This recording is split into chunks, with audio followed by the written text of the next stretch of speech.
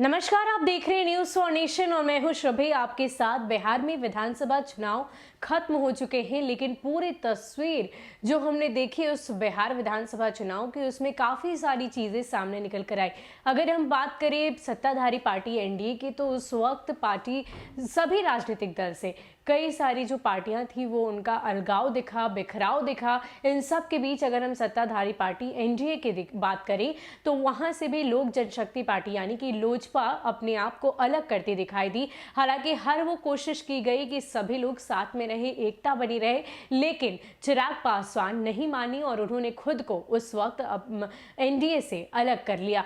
यहां तक कि उन्होंने नीतीश कुमार पर पूरे चुनाव के दौरान वो हमलावर दिखाई दिए। कहीं भी वो जनसभा में जाते थे जिस दौरान वो हमेशा नीतीश कुमार पर तंज कसते नजर आते थे। यहां तक कि उन्होंने ये तक कह दिया कि नीतीश कुमार जेल जाएंगे अगर उन्होंने कुछ ऐसी चीजें की हैं, कुछ ऐसे घोटाले किए हैं, तो उन सभी को लेकर नीतीश कुमार जेल जाएंगे। लेकिन इन सब के बीच अगर हम नीतीश कुमार का स्टैंड देखें इन बातों को लेकर, तो उस वक्त वो कुछ भी कहते नजर नहीं आए। वो रामविलास पासवान की जो उनके साथ रिश्तेदारी थी उसको लेकर वो निभाते नजर आए और ये कहते नजर आए कि हमारे रिश्ते में कोई भी बिखराव नहीं है।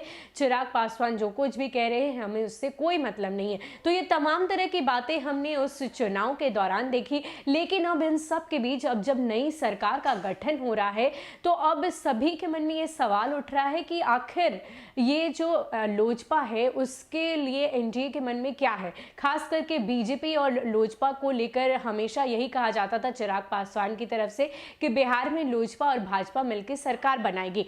लेकिन इन सब के बीच अगर हम भाजपा का स्टैंड देखें तो अभी जब शपथ ग्रहण किया गया था तो उस दौरान लोजपा को इनविटेशन नहीं दिया गया। तो ये सारी बातें तमाम तरह की तस्वीरों को साफ करते नजर आती है। लेकिन फिलहाल अभी भी सभी के मन में सवाल एक ही है कि आखिर एनडीए क्या सोच रही है, उनका अगला स्टैंड लोजपा को लेकर क्या कुछ होगा, चिराग पासवान को लेकर क्या कुछ होगा। ये सारी बातें हम आपको बताते हैं इस पूरी रिपोर्ट में। बिहार विधानसभा चुनाव से पहले राष्ट्रीय जनतांत्रिक गठबंधन एनडीए में शामिल लोक जनशक्ति पार्टी को साथ रखने की भरपूर कवायद की गई, पर लोजपा के अध्यक्ष चिराग पासवान अपनी जिद पर अड़े रहे। अंततः बिहार में एनडीए टूटा और इसका लोजपा अकेली चुनाव मैदान में गई। लेकिन एनडीए की सियासत के लिहाज से इस दौरान जो अप्रिय बातें हुई वह खास तौर पर सीएम नीतीश कुमार पर चिराग पासवान द्वारा लगातार किए जाने वाले जुबानी हमले रहे। इस दौरान चिराग ने सीएम नीतीश को जेल तक डालने में की बात कह डाली। हालांकि इसके बावजूद नीतीश संयमित रहे और चिराग पर कोई सीधा प्रहार नहीं किया। लोक जनशक्ति पार्टी और उसके अध्यक्ष चिराग पासवान के बारे में एनडीए फिलहाल क्या सोच रहा है, इसका इशारा तो नई सरकार के शपथ ग्रहण के दौरान दिखा, जब उन्हें इस समारोह में शामिल होने का आमंत्रण नहीं दिया गया। उस भाजपा ने भी भाव नहीं दिया जिस लोजपा भाजपा की सरकार बनने के दावे चिराग हमेशा करते रहे हैं। हालांकि राजनीतिक जानकार इस स्थिति को अलग मानते हुए कहते हैं कि ऐसा इसलिए भी है क्योंकि बिहार में नई सरकार बनने तक भाजपा जदयू में कोई अलगाव नहीं दिखे। हालांकि चुनाव जीतने के बाद अब पहली बार सीएम नीतीश कुमार जब मीडिया से मुखातिब हुए थे तो उन्होंने एक तरह से लोजपा के सवाल को टालते हुए नजर आए। उन्होंने कहा लोजपा ने हम लोगों के ऊपर कोई प्रहार किया गया है तो उसके बारे में वो नहीं जानते। इसका आकलन करना या कोई कार्रवाई करना बीजेपी का काम है, हम लोगों की कोई भूमिका नहीं है। इसका प्रभाव जेडीयू की कई सीटों पर हुआ, बीजेपी की कुछ सीटों पर भी हुआ। हालांकि यह भी साफ है कि नीतीश कुमार चिराग पासवान से नाराज है। बहरहाल अब बहस की बात है कि क्या लोजपा का एनडीए में भविष्य है।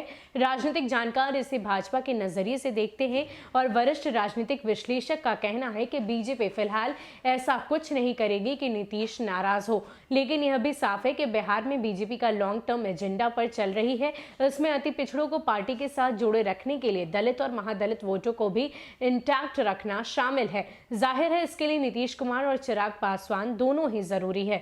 राजनीतिक विश्लेषकों के माने तो इसलिए भी ऐसा लगता है क्योंकि चुनाव के बाद केंद्रीय मंत्री व भाजपा के कद्दावर नेता रविशंकर प्रसाद ने एक टीवी इंटरव्यू में कहा था कि लोजपा एक बिहार बेस्ड पार्टी है और चिराग ने बिहार में एनडीए गठबंधन के मुख्यमंत्री उम्मीदवार नीतीश कुमार का खुला विरोध किया। इसलिए ये उन्हें तय करना है कि उनको आगे क्या करना है। लेकिन एक बात साफ है कि बीजेपी अपने गठबंधन के साथियों को खुद नहीं भगाती, चाहे शिवसेना हो या फिर अकाली दल, दोनों हमसे खुद ही अलग हुए हैं।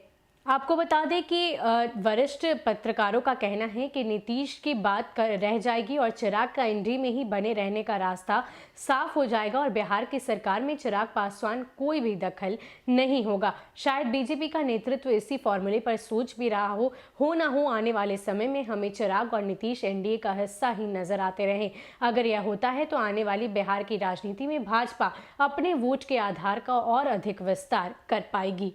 तो आपको बता दें कि जो हाल में ही शपथ ग्रहण समारोह हुआ था तो उस दौरान लोजपा को आमंत्रण नहीं भेजा गया था, जिसको लेकर ये साफ तौर पर नजर आ रहा है कि भाजपा लोजपा में इंटरेस्ट नहीं ले रही है। एक तरफ जहां चिराग पासवान लगातार ये बयान देते रहे कि लोजपा और भाजपा की ही सरकार बिहार में बनेगी, लेकिन इन सब के बीच अभी सबके मन में ये सवाल उठ रहा है कि आखिर एनडीए जो है वो क्या स्टैंड लेगी, वो क्या रुख करेगी, लोजपा को लेकर उनकी क्या पहल होगी।